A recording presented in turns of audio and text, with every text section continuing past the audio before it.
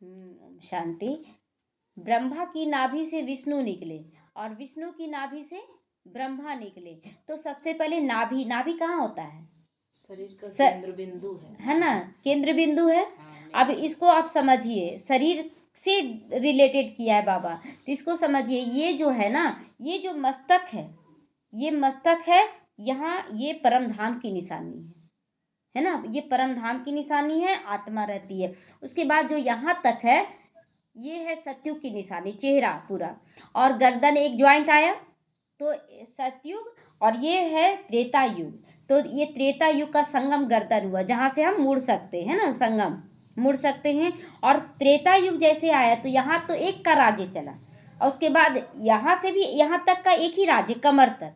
तो कमर में लेकिन दो हाथ बट गया, दो हाथ बटा, सूर्यवंशी और चंद्रवंशी दोनों आ गए त्रेता युग में। सूर्यवंशी में केवल सूर्यवंशी थे, है ना, लेकिन जब त्रेता युग में आ गए तो सूर्यवंशी भी चंद्रवंशी बन गए, यानी कि दोनों कुल की आत्मा आ गई, है ना उसमें। तो ये हो गया त्रेता युग। पहले शरीर को समझेंगे तभी नाभि को समझेंगे, है ना। और उसके बाद जब कमर तक है, कमर तक है त्रेता युग। कमर से विकार स्टार्ट हो गया, यानी कि द्वापर से विकार स्टार्ट हुआ, तो घुटने तक का सफर क्या हो गया, द्वापर युग। तो दो पार्ट बट गया पैर, यानी कि धर्म सत्ता अलग हो गया और राजनीतिक सत्ता अलग हो गया, है ना, दो सत्ता।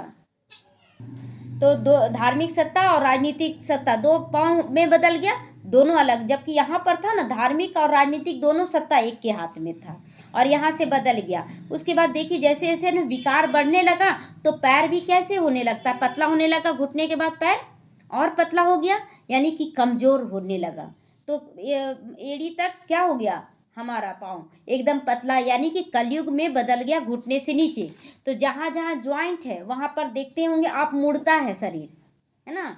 जैसे गर्दन के पास ज्वाइंट आया, कमर के पास ज्वाइंट आया, घुटने के पास ज्वाइंट आया, और नीचे में एड़ी के पास ज्वाइंट आया। एड़ी के बाद तलवा है, वो तलवा हो गया संगम युग, छोटा सा संगम युग। और इसी संगम युग से हम पूरे चारों युग का सफर तय करते हैं, उसी तलवे से हम पूरे विश्व का सफर करते। तो ये शरीर की समझानी थी, है ना, शरीर कैसे चारों युग, पांचों युगों को दर्शाया। अब देखिए कि सतयुग बीता, त्रेता युग बीता, लेकिन त्रेता युग पूरा नहीं बीतता है, उसके बीच में नाभि आ जाता है ना। मतलब जब त्रेता युग लास्ट में पहुंचेगा तो विष्णु का ही कुल चलेगा, विष्णु का ही, लेकिन वहां विकार नहीं आएगा, लेकिन दृष्टि वृत्ति क्या हो जाएगी, देवभान का आने लगेगा त्रेता युग में ही। मतलब एक दूसरे का देवभान, नर नारी की फीलिंग आने लगेगी त्रेता युग के अंदर ही, थोड़ा सा बाकी रहेगा उसी में। तो वही नाभि दिखाए, और उसके बाद तुरंत ही विकारों की दुनिया यानी द्वापर युग शुरू हो जाता है। तो विष्णु की नाभि से ब्रह्मा निकले, अब ये समझ में आया, विष्णु की नाभि से ब्रह्मा निकले और ब्रह्मा की नाभि से विष्णु निकले। तो ब्रह्मा बाबा यहीं रहते, 6 महीना पहले से ही लोगों को महसूस होने लगा था कि ब्रह्मा बाबा यहाँ नहीं है, धरती से ऊपर हो गए, यानी कि ब्रह्मा बाबा संपूर्ण इसी शरीर में रहते प्रत्यक्षता होने लगी।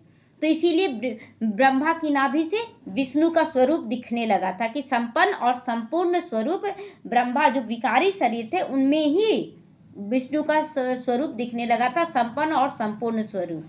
उसके बाद वो शरीर छोड़े, तो मतलब दोनों का पार्ट रहते हुए भी पार्ट स्टार्ट हो जाना, यही हुआ नाभि, है ना। समझ में आया सबको? ओम शांति।